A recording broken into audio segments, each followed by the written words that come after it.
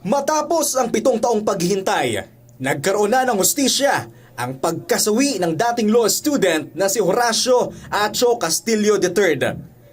Guilty ang naging hatol ng Manila Regional Trial Court Branch 11 sa 10 miyembro ng Aegis Juris Fraternity. Naniwala ang korte na nagkaroon ng paglabag sa Section 4.1 of Republic Act 8049 or the Old Anti-Hazing Law o hazing na naging dahilan ng kamatayan ni Horacio Acho Castillo III. Reclusion perpetua ang ipinataw na parusa sa 10 miyembro ng Aegis Juris Fraternity na sina Min Wei Chan, Jose Miguel Salamat, John Robin Ramos, Marcelino Bagtang Jr., Arvin Balag, Ralph Tranguilla, Axel Monro Hepe, Oliver Onofre, Joshua Macabale, at Hans Matthew Rodrigo. Very much grateful po kami sa nangyari po. Very much satisfied po kami. Nakamit namin yung justice that our son deserves. 3 bagay ang tiningnan ng korte at napatunayan niya may naganap na hazing. Una, may nangyaring initiation rites.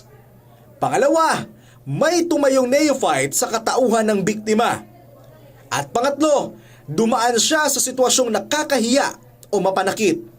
Isa rin sa mga nakita ng hukuman ang presensya ng initiation rites ng 10 akusado.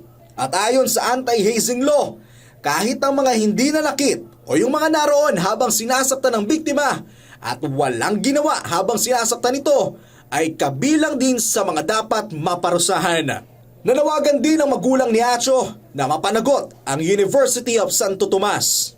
Only University of Santo Tomas responsible for the death of our son. It has been proven that Aegis Juris has been practicing this. It is time to check their policies and their laws in the state. I think it's about time heads should roll in the UST. Sagot naman ng UST Faculty Civil Law Dean na si Nilo Divina, bagamat nakikisimpatya sila sa nangyari kay Acho, hindi siya naniniwala na may pagkukulang ang universidad para protektahan si Acho. Palagyang nagpapatupad raw ang faculty at ang paaralan na mga aksyon na magbibigay kaligtasan sa mga estudyante nito. Pero may mga individual umano na binabaliwala ito. Ipinagbubuti pa raw nila ang mga hakbang para hindi maulit ang nangyari. Pero hindi kumbinsido ang pamilya ni Acho sa naging pahayag ng UST. Paano namatay ang anak ko? How will they answer to that? You know, ang isa pa dito is the dean himself, Nilo Divina, is a member of the Aegis Juris.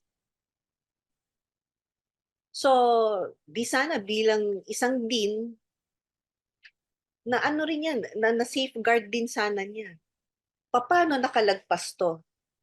And it is already against the law. And may I remind them that Aegis Juris is a law firm fraternity. So, asa ng safeguards dito? Isaiah Mirafuentes para sa Pambansang TV sa Bagong Pilipinas.